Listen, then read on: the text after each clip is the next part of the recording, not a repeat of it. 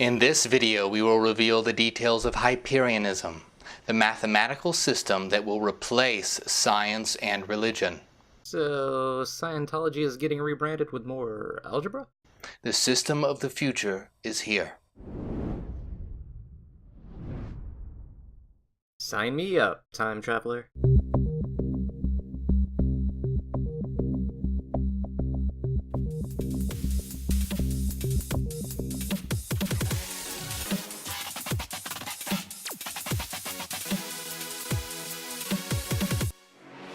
Hello, my long-lost irreligionauts. How are you? It's been a while since we last talked. Or, I talked. At you. Because videos. But you guys are good listeners. Maybe even the best. Anywho, I wanted to thank everyone who has been watching the channel, and all of my subscribers, new and old. We've got to 500, and that's pretty amazing! You shut up. I am, however, sorry that I've been gone so much of this year. I've gone through some big transitions in real life. New job, new house, new state, no time. But hopefully that won't be a factor with my video production going forward. Hope hats crossed. To start this trend of future content off right, I've decided to make a video on Hyperianism. I wanted to do this video since I had first seen reality TV personality Morg pushing this nonsense in a video by the artist formerly known as the Amazing Atheist, and then later on a Jeff Holiday livestream. They did a pretty fair job of taking him to task in those, but I kinda wanted to take a stab at some of this crazy myself. So what is Hyperianism? Let's watch and see if its purveyor even knows. Spoiler alert, I don't think he does. Your world in its current state is a hell. Well, damn. That seems a bit harsh. I mean, sure, the world has its problems, but hell? That seems a little on the dramatic side. Also, to what are we drawing the comparison? Is it with the historical record of older human civilizations, with higher mortality rates and short life expectancies, rampant diseases, and widespread illiteracy? I mean, this is arguably a better time to be alive than any previous era. Or are you comparing the present state of the world with some kind of idealist utopia? Because no one has ever done that before. Certainly not with disastrous results that usually fall short of living the dream. The rich elite that rule this planet, through their hoarding of money and manipulations of the power systems, keep the masses in a constant state of slumber, confusion, infighting, and division. Their systems of capitalism and consumerism has turned humanity into brain-dead shoppers that are completely unaware of what they are, where they are, and why they are here. Not the dual evils of capitalism and consumerism. Those reptilian bastards. Allowing for personal choice in a world where prices reflect desirability of scarce resources, and people must engage in the market by providing resources, such as labor or goods, in order to procure the resources that they themselves need or desire. The barbarity of it all. Why would our Illuminati overlords be so cruel? I much prefer a top-down distribution of wealth governed by an intellectual elite, so my poor human brain can take a much-needed break from those pesky decisions I would otherwise be forced to make. Except, sarcasm. Just a bunch of redressed socialist nonsense. Also, the fact that Gothic Barbie here thinks so little of consumers of goods and services that he calls them brain-dead shoppers is laughable. But I'm doubtless that he has a cure to wake us up from our meaningless little lives. And I'm sure it's free. Except no, irony of ironies. He has woke-ass videos hidden behind a Patreon paywall, and his shop has his overpriced nonsense for sale. Well, sometimes. You know, when his marketing gimmick of posting some items for sale for an hour a week lets you buy this garbage. Seems like he's a pretty good capitalist to me. I would suggest reading F.A. Hayek's Road to Serfdom or Milton Friedman's Capitalism and Freedom if you want a different take on the concept of capitalism than the buying bad mantra that this guy is spouting. Vile religions dominate the globe, spreading sexism, homophobia, and violence. They are a mental plague far worse than any physical disease. They have been the #1 cause of death and destruction on your planet. Wait, is this not your planet too? I do agree that awful things have been done in the name of religion, but I would also point out that other ideologies have also been used as justification for terrible crimes upon humanity. Socialism and nationalism, just to name two. Maybe ideologies of any dogmatic nature are an issue. but the vitriolic nature of your rant here hasn't shown me what Hyperianism is. So, what is it? Hyperianism is based on deductive truths and a priori logic. I already don't like where this is headed. Deductive reasoning and a priori assumptions are not the end-all beat-all ways to truth. A priori knowledge, often cited as being independent of experience, relies on concepts such as ontological proofs and deductive syllogisms. Syllogisms like, math is precise and self-consistent. The universe behaves in a precise and consistent manner. Therefore, the universe is best described by use of math. A priori logic takes presupposed universal axioms and attempts to make logical correlations that are internally consistent. Even Immanuel Kant, the philosopher who made the words a priori and a posteriori fashionable, and even central to his arguments and critique of pure reason, thought that a priori knowledge alone would be limited to deductions of the conditions of possible experience. Deductive reasoning and a priori assumptions don't have to exist in a void. They can be bolstered by inductive reasoning and empiricism. Knowledge and the search for understanding of our reality need not be a zero-sum game. Also, if the use of this supposed higher form of thinking, a priori knowledge and deduction, are the only paths to real truth or knowledge, what truths have they produced? Philosophers have been thinking along these lines for centuries. You are not new. To be honest, I feel that the solipsistic pseudo-philosophers, like you, sitting about pondering the nature of knowing, are just the continuation of a long-running academic circle jerk.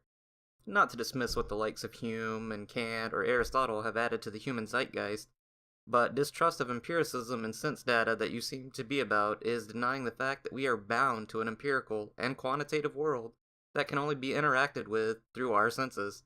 Imperfect though they may be, these are the tools we have. Also, maybe jump off Hegel's dick. Karl Marx is getting jealous. It is a mathematical system.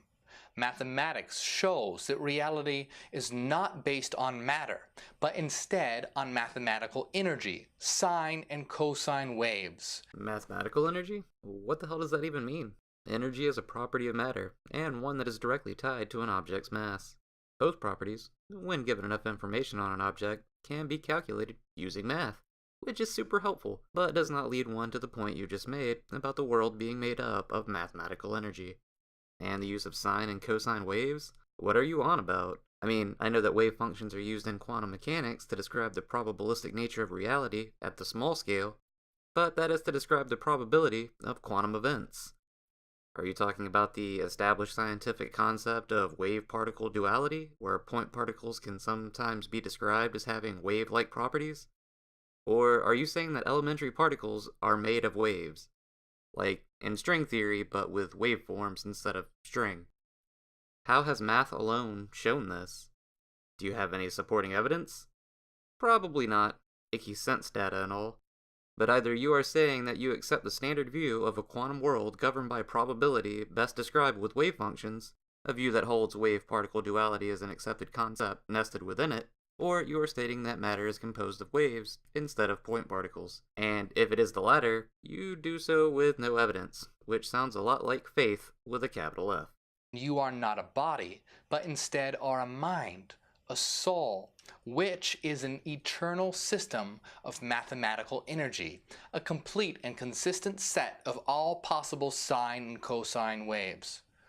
Do what now? Your mind and all of reality is governed by Euler's formula, the soul equation. Every mind, being a self-organizing system of mathematics, is seeking to increase its symmetry, to organize its internal mathematical energy into the most optimal pattern, to increase its power, to evolve. Oh, okay.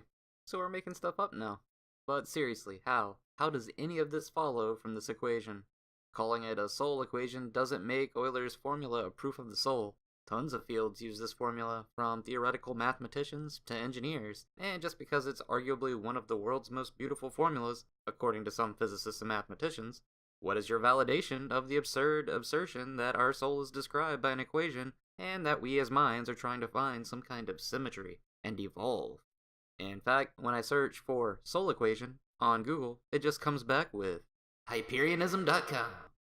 Oh, and on Hyperianism.com, we have an explanation of what you meant by your sine and cosine comment earlier. Let's read on, shall we? To review, reality is composed of nothing but waves. That's it. Waves and only waves. By Fourier mathematics, any wave, no matter how complicated, is made up of single waves called sines and cosines. This means that reality is made up of nothing but sines and cosines and their interactions. So, not the current understanding of quantum mechanics and science, just waves are literally everything. Now, take a look at the Soule equation. E to the ix equals cosine x plus I sine x. The Soule equation generates a perfect sine and cosine wave, the building blocks of existence. This eternal equation generates a perfect circle. It describes a point traveling in a perfect circular trajectory, and as it does so, it generates a sine and cosine wave.